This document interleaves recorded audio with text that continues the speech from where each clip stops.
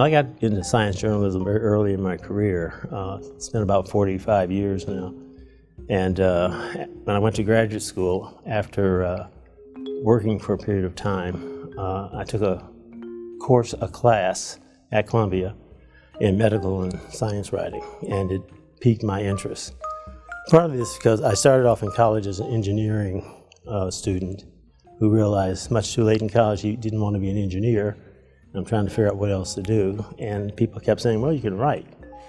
Why don't you become an English professor or something like that? And I said, well, that sounds wonderful. I'd love to do that.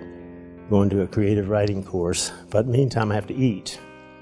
And what can I do with this talent of writing if I have to eat? And they said, well, you can try journalism.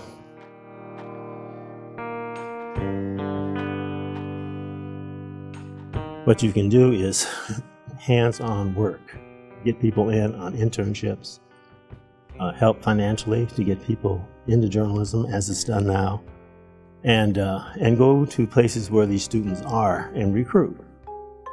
And you can't find minority journalists if you don't go where journalists are. And that's conventions, things like that, and recruit and push this as a legitimate form of new journalism.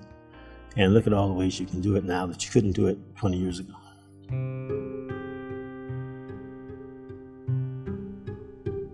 I hear from some journalism instructors and others that a lot of young journalists just don't like to get out of the office. They're pressed to produce a lot of copy. They want to be on the internet quickly with their stories, and they say, oh, it's a waste of time to take a cab, go all across town, talk to someone and come back, when I could have emailed them and gotten an answer back in a couple of minutes. Well, to do it well, you have to take that trip, meet people, talk to people. Remember, you're still dealing with people here, not just messages, not just text.